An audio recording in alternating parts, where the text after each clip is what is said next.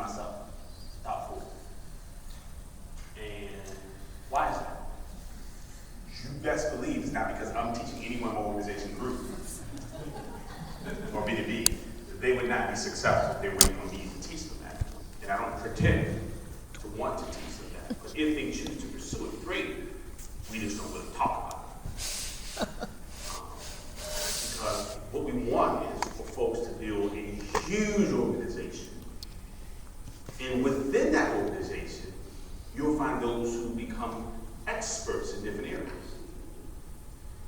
But what you want is you want the person who feels like, I'm not sure if I can do this, to shift their thinking and say, I can do that. And that's tough when there's a skill set that you really have to know what you're doing in order to be successful in that arena, and that is B2B.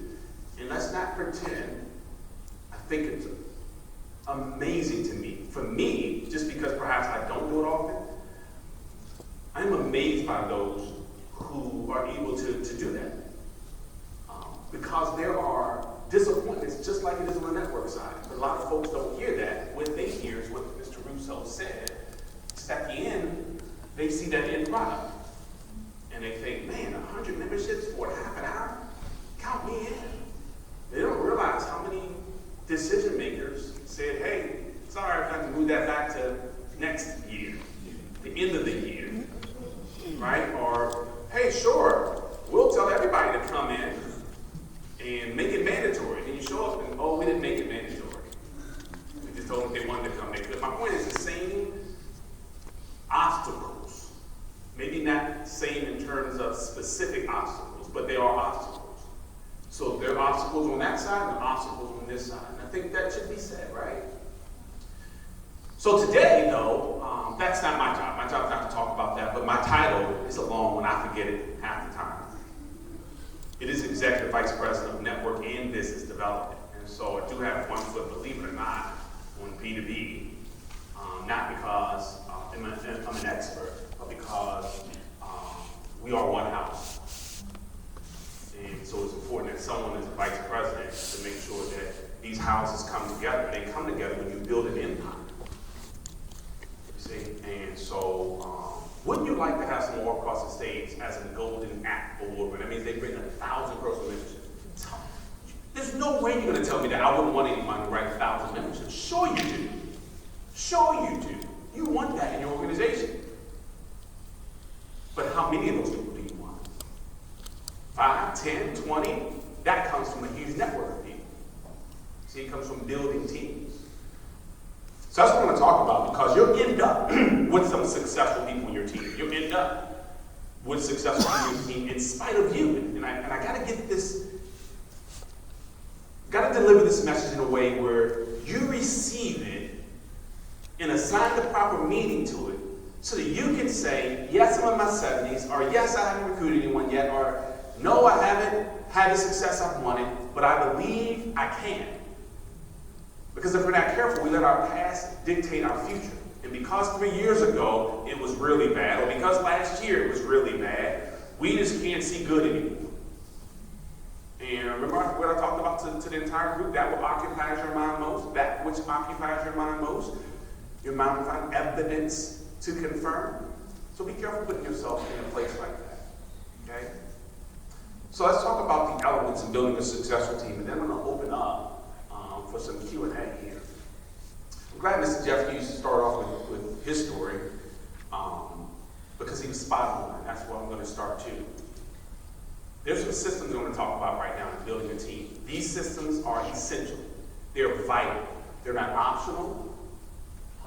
We're not suggesting. We're not saying, well, you know, if you like to. These are vital. It means that they're the lifeblood of building a team. If we don't embrace these principles and philosophies, you don't build a team outside of you. Your team will only build because of you. That's it. So people ask often, how do I motivate people? That's the challenge right there. You're trying to motivate them. And perhaps they're not motivated by you. So we have to figure out how they can get motivated. And there's something within everybody that motivates them. It motivates Jason to drive across the country. It motivates somebody to do something. And perhaps it doesn't come from you.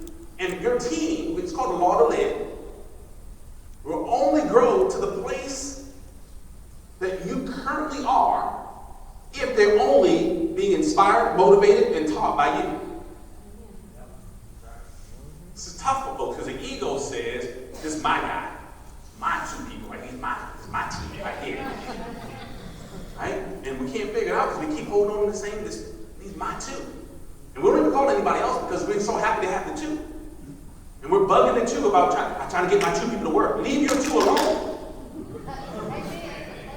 Amen. Right? So it's like everybody's I'm trying to get my five people won't work. Right? You've been talking about your five for 7 years now. Seriously, the same five, unfortunately. So I should have asked this in the beginning, because I only have a few minutes. Is it okay if I'm like really straightforward? Yes, sir. I guess it's too late, right? Some of you are already looking at me like, that hurt. But I'm saying out of love, I really am, because I want to see you build a massive organization. And the things that Legal Shield is putting in place right now, look, I was at the home office in Ada last night till 12:35 a.m. What? Because we are putting together a master plan. You guys hear me? Wow. Like a plan, I can't tell you right now. Almost there. But a plan where there is a pathway. Like if you're anything like me, show me what I need to do and I'll do it. But if I'm unclear, I'm not really sure what to do. Like everyone's saying everything, I don't know what to do. But if you say step 1, do this, I'll do step 1. Now teach me step 2. I won't even ask you about step 5. I'm like wax on, wax off. So, look, I may not understand what it's going to mean right in the beginning. Because you don't understand what wax on, wax off means in the beginning. But it's deflecting a punch, right? But in the beginning, you don't understand what that means. My point is, I won't ask you what it means. Tell me to wax on and I wax off. I'm that guy. So that now doesn't matter if you're 82, 18, if you know, I'm telling you, keep doing this till you get it right, then that's all we're going to do right now until you get it right. And then we'll take you to the next step. Everybody with me? All right. So, sometimes it takes a while. And I don't want you to get upset and say, well, I don't have a while. Need it today. Sometimes it takes a while. It takes a while sometimes for people to get it. So I'm going to start off with the story and I'm going to end with a story. So I'm going to start with the story, then I've got a lot of content to teach in a very short period of time. I'll teach more tomorrow. And then I'll end with the story. The story I'm going to start off with is that it takes time, even when people are close to people who've already followed the system. So you may be close to Chris Hughes, Jeff Hughes, whoever you're working with, right? You say, look, I already work with them. They're successful. But even if you're close, sometimes it takes you a while and you're close to it. My sister-in-law, for an example. It's my wife's sister. So we're close. We're very close. She joined months after I joined Legal Shield. She saw me have private business receptions, do 3-way calls. But I couldn't get her to do a 3-way call. I couldn't get her to do a private business reception, even though she saw it. It took some time. And eventually, because of something in her life, I talked about earlier, that you can try to motivate people if you want to, but it's not until they decide. And some of you will decide today. For the first time, really decide. Like you've decided before, but today you actually draw a line and you step into what you decided to do. And you'll know when it happens. I'll teach you how you can identify that in just a second. So she's trying to make a decision. She said it a lot of times. You know how people set goals every year? Plenty of times. She says, Darnell, I'm telling you, I'm going to really get serious with Legal Shield. Okay. You know, at some point you hear it, but you can't, look, you're not allowed to be mean to folks. So you say, okay, I can't wait. You deserve this. This time, though, she actually scheduled a private business reception. Which is what I'm going to ask everybody in this room to do if you haven't done one. In just a minute. She scheduled one. I said, look, you're worried about the outcome. I'm worried about the activity. Listen to my words here. The only reason you haven't had one is because you're worried about the outcome. As your mentor, I'm only concerned with your activity. Because I know a certain amount of activity yields a certain outcome. So in wax on, wax off, you're worried about whether you're going to win the fight. Remember, if you ever watched the movie, he's just trying to learn how to fight a certain group of people that he was bullied by. He don't want to wax on, wax off, because just teach me how to fight, how to beat him up. But Mr. Miyagi was worried about the activity, because he knew this would lead to him winning. So I was only concerned about the activity. Listen, so you're going to schedule a private reception? Sure. Let's not worry about how many people are going to sign up. Let's worry about how many people are going to invite. Because you really can't control how many people are going to sign up, but we can certainly control the invitation. Is that fair? Can we do that? Can we control the invitation? She says yes. And sure enough, she invited 18 people. One person showed up. This is less than the ratio typically. Normally, you invite 4 to 5 times the amount of people. One person showed up. It's a godfather. His name is Greg James. Greg James, because Karen, my sister-in-law, had a private business reception, decided this is what he would do because this is how he got started. Listen to this. He only knew to do what was done to him. So he says, so I guess I'm supposed to have one of these, right? I said, exactly. Let's schedule it now as a leader. I'm not going to wait. Let's schedule it right now. While he's sitting there at her private business reception, we schedule his. Only one person comes to him, his. I guess he was duplicating that too. It was the neighbor across the street from him from West Africa who was a pharmacist. He said, I'm supposed to have one of these too, except in an African dollar. And I said, yes. And he had 3 people show up. They were all from West Africa. One was a buddy of the pharmacist as well. He got started. Let me stretch this out a little bit. Everyone had private business reception because that's all they knew. That was the step they knew. That was a Yellow Book Road. That's all they knew. So I'm supposed to do this. This is what we do, yes. Like, there are some companies out here, they have house parties. That's all they do. Right? It's kind of a home party company. And you invite your friends over, they get a discount because they hosted a party. Right? But the reason why we have it here is because we want to maximize the launch of your business.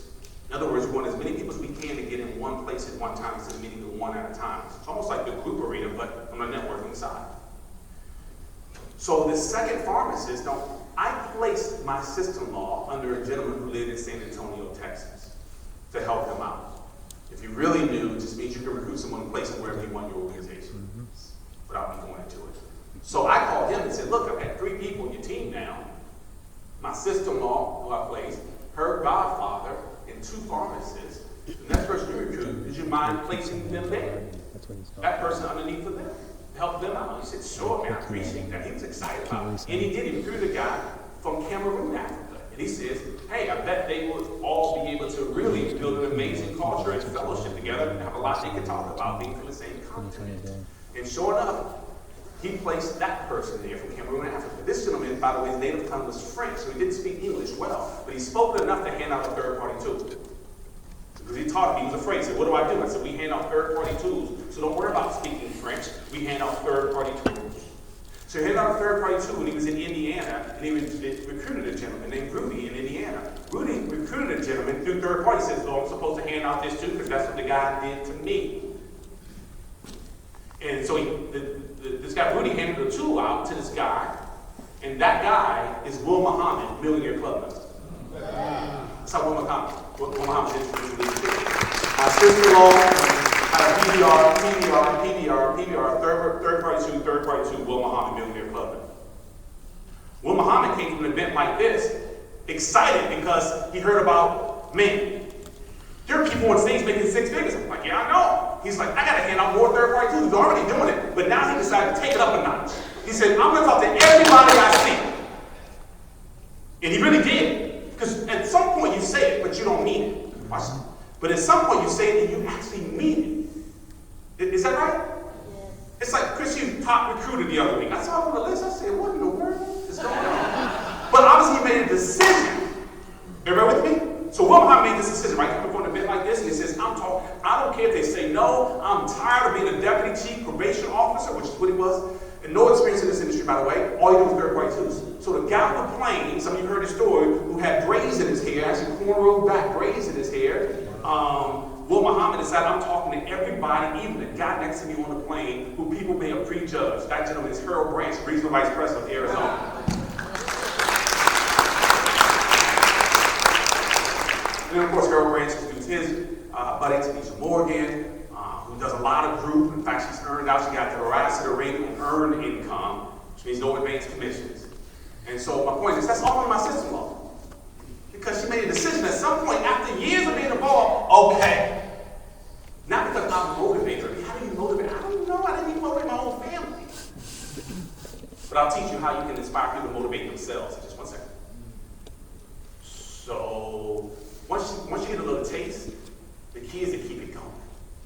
So my sister-in-law got this taste.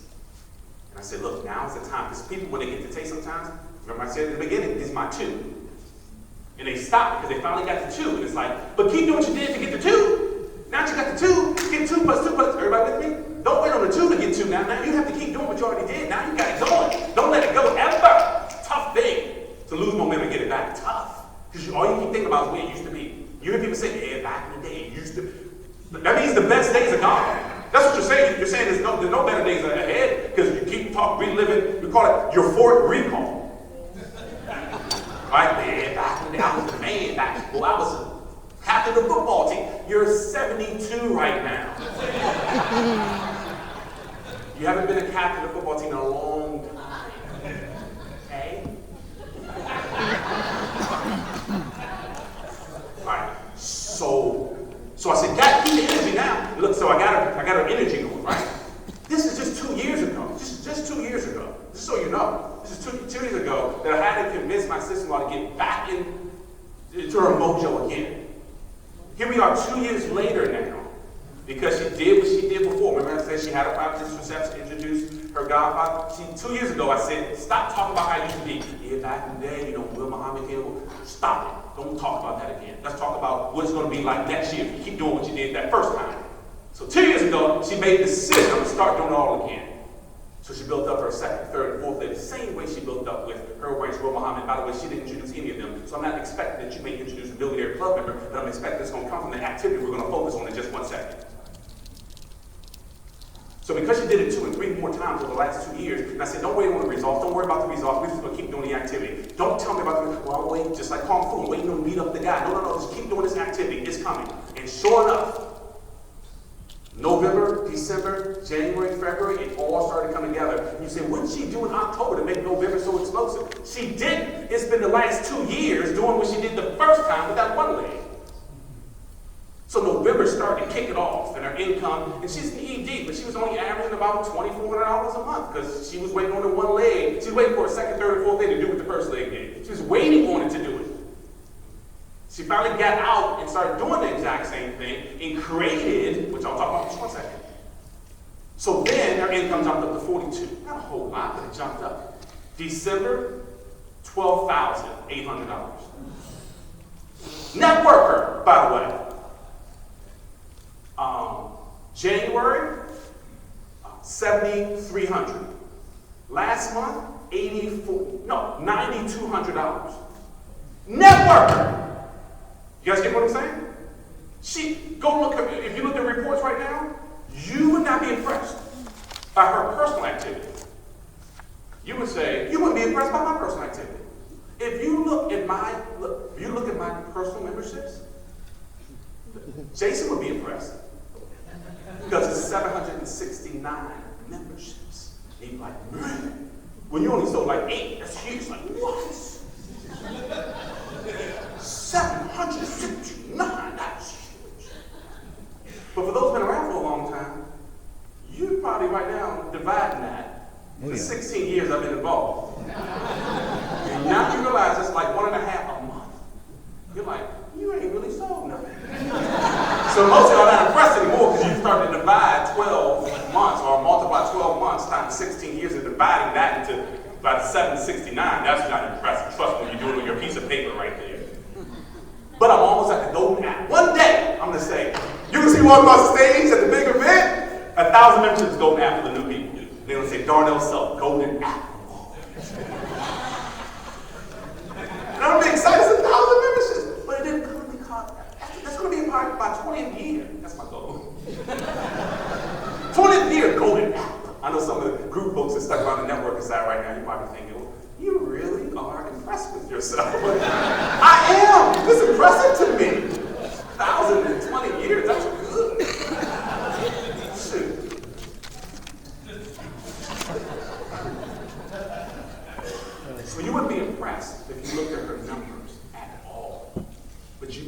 asking what their organization's doing right now. Everybody with me? So that's what I'm going to talk to you about right now. That's how I open up with a long story. I'm only going to spend about 12 minutes on essentials. And then open another story and then open up for Q&A. Why? Because the essentials are what you need to do. Not how. But look, the how won't get you there. If it was how to, someone who already made $1 million would have said, step 1, do this, step 2, do this, step 3, do this, and we'd all be millionaires just like them. Key is, why doesn't that? Why haven't we got to a place where we do those things consistently? Because you already know what they are. I guarantee you, if you've been around for a while, you've already heard the 10 core commitments. You already know you have to bring people to an event, and your goal is to get 100 people to a big international conference at some point. And that's tough when you only have 2 people in your team. You're thinking, I don't get 100 people to go to an event, and I only have 2 people on my team, and those 2 aren't doing anything. So what happens is that we stop trying to do the things I'm going to talk about right now because we feel like maybe I can't ever accomplish them. Again, we're looking at the results, which we can't control, instead of looking at the activities. So I'm going to suggest these activities to help you how consistent you are in doing these activities. Everybody with me? Are you okay? Am I hitting too hard? All right. And some of y'all tell me that you know, get with your leadership when you leave. Don't invite him anymore, Jeremy. You like the way I say Jeremy. Don't invite him. Because that's how you talk to your man. Don't invite him anymore. All right, but I want it for you. I really do. I truly do. It is in my heart. I hope that you know that. It is really in my heart to see people succeed. There is no hateration, no hater bone in my body. I really like to see other people succeed. And some of you know people like that too. And I've been blessed to have good people like that around me. It's tough because the ego gets in the way. Some people don't want to see you succeed. You know that, right? Some people do not want to see you succeed. Now, I have a friend since the 2nd grade. His name is Mike Braxton. Mike Braxton didn't join Legal Shield with me. I wanted him to join because we've been best friends since the 2nd grade. And he just wouldn't join. But every single time I had an accomplishment in Legal Shield, whether it be 6 figures, 7 figures, whatever it was, Millionaire Club, he was happy for me. Just as happy as if it was him. You would have thought. And he works security. Right? He's not happy where he is income-wise and life career-wise, but he's happy for me because of our friendship. That's a special relationship we have. And I cherish it because I know it's rare. Because I do have friends around me that say things like, oh, it's tough for us because, you know, you're a big baller. You get to go to the big places. We can't afford. I don't need you to say that. I feel bad for my success. So my point is, as I go through this, just know that everybody's going to come with you. And don't judge them if they don't come. Okay? If they're a real friend in or outside of Legal Shield. If they're not a good friend, they're not a good friend, in or outside of it. There's some people in Legal Shield that we probably should disassociate with.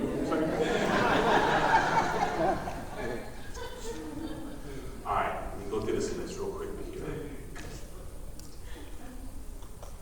Okay. Sometimes, by the way, you'll see me write, because sometimes, every now and then, there's a rare occasion that I say things that I've never said before. And I take notes on me. I do. Sometimes I'm like, that was pretty good. You should say that again sometime. I do, because every now and then something comes up, like, I've never said that before. That was a good. And I gotta take notes because I'll forget. So take copious notes, even if it's notes on you. You gotta love you for people to love you. Second. All right, first thing we're gonna talk about. And I know this is gonna sound basic and fundamental, but stick with me. Wax on, wax off. Stick with me. Don't prejudge. No. You want to build a huge organization, you cannot afford to prejudge. Because if you take a look at the Millionaire Club members today and 6-figure earners today, many of them were not the same people back then that they are today. And if you were waiting to recruit the them that they are today, you wouldn't have received a Millionaire Club member in your organization because you would have bypassed them. You better with me? I know this is going to be tough for some of you. Because I hear it all the time. I hear it as I'm out and about. People say things like, yeah, I'm going to recruit all of this. All professionals, all insurance agents, all. My team looked like the Bad News Bears. We did. We were all over the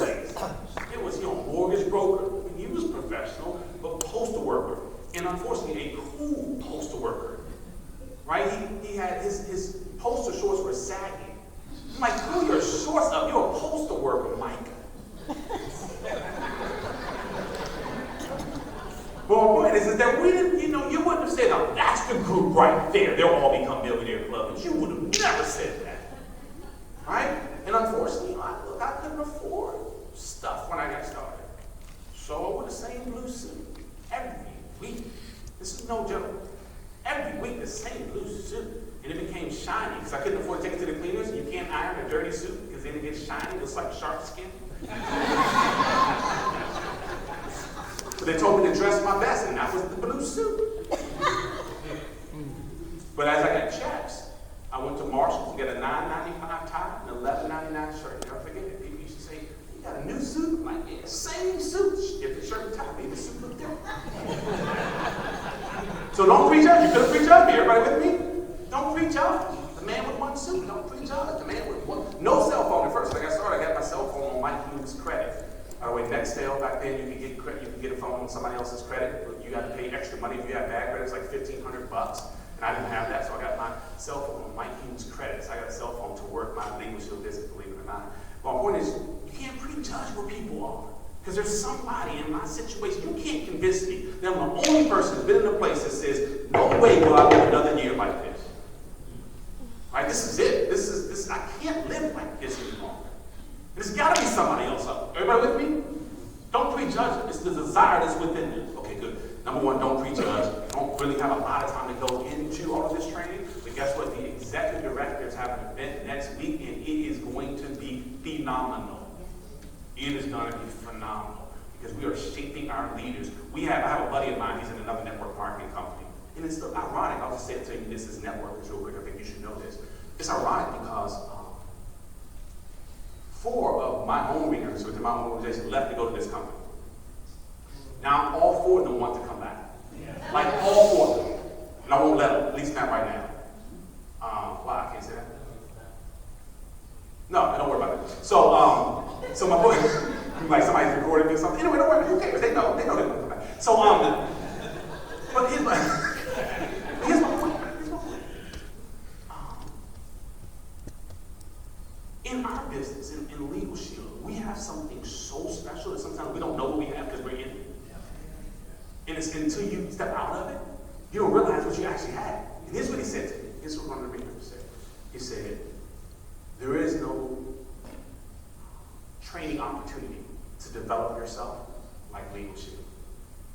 It's like you understand. Other teams aren't even allowed to train other teams. So if you're in one lineage, you can only train that lineage. You're not allowed to train a different lineage. So that means like right now I couldn't beat you. All right, so you're not allowed to do that. Because there's so much different. It didn't look like it was a lot of money being made because they positioned, we call it a top-heavy comp plan, they positioned 20 people to have, amazing stories, right? Like 6 figures a month. But the masses aren't making any money, but they keep pointing at the 20 stories. And what I'm teaching you here, any and everybody can have major success here. You really can. And at the Eat It Above conference, we're going to lay some things out where everyone will see that. So that you're connected, everyone here is connected to an ED. So stay connected to them. If they come back next week, they can be more excited. All right, that's all I can tell you. So don't prejudge. You got number 1, don't prejudge. Everybody got it? Okay, I'm going to open up for Q&A in just 1 second. So write down some questions if you have some as I go through this. Don't prejudge.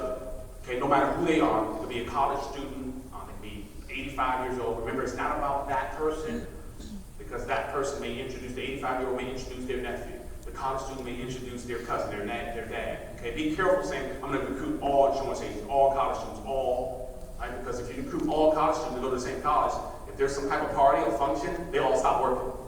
Like it's homecoming, we're not working. Everybody with me? So just be careful doing that. Okay, you want diversity on your team, so don't prejudge. The second thing, and I already mentioned this, is that we want everyone to launch their business. To launch their business. Number 2, we want you to launch your business. Now, there are opportunities to multiply your business right up front.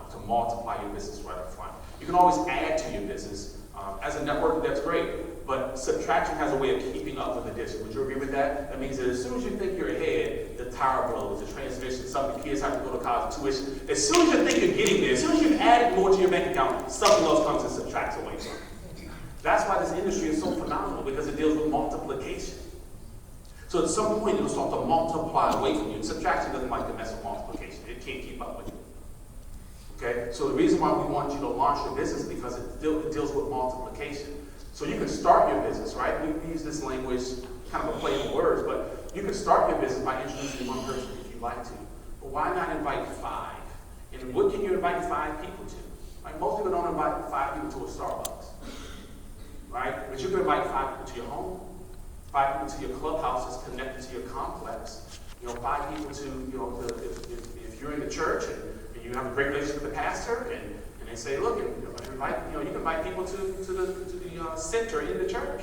Whatever's comfortable for you. We try not to mandate. We prefer your home because it's comfortable typically to you and the people who've been over there before. But don't let that stop you from launching a private business reception. If you say, well, listen, I just can't invite people to my home right now. Where can you invite them then? Let's think. Think outside the box if we have to. Everybody with me? But let's still call it a private business reception because then we get out of the system when we call it something else. Everybody with me?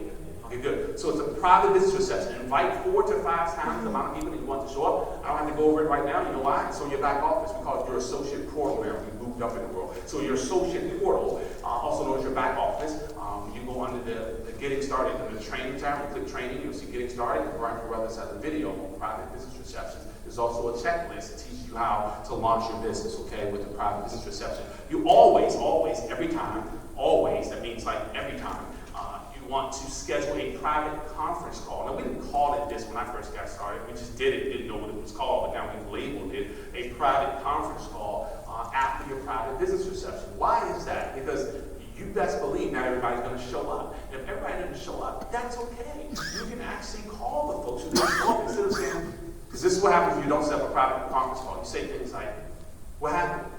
You said you were coming. I can't believe you didn't come. I'm so disappointed.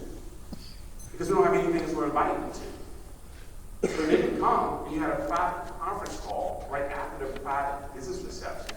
You can call them and say, hey, just wanted to give you a quick call. I'm so sorry you didn't make it. Everything was incredible, but I didn't want you to miss out on the opportunity to hear this information yourself. So I've invited 4 people, including yourself, who didn't make it, to listen to the presentation for 15 minutes over the phone.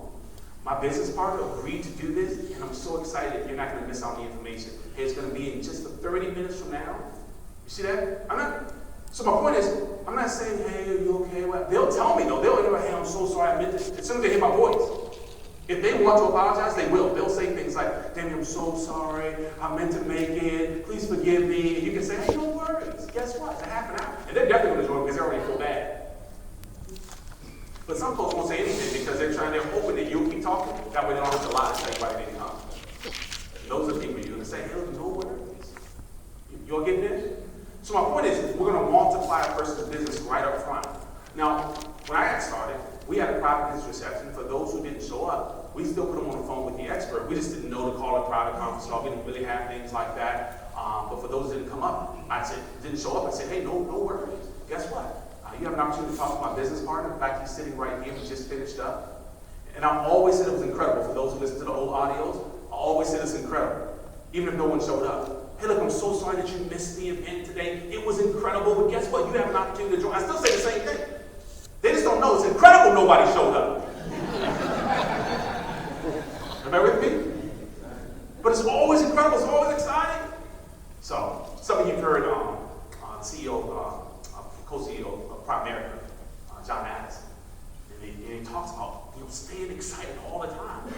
And that was me. I learned how to do that from a mentor of mine. He said, look, it's got to be always incredible because the moment you seem down, people don't want to follow you.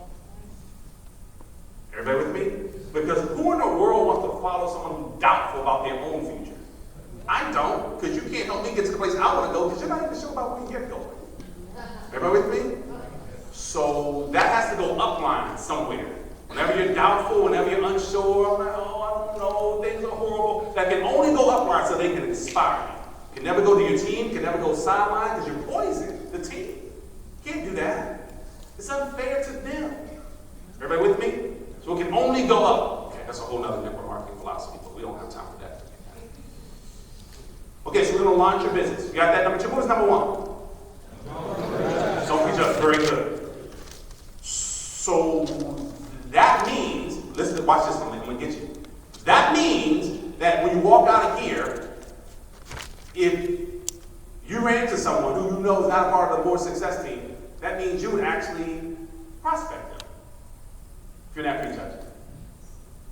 You say, well, what do I say? That's a how-to. I'm not concerned about that.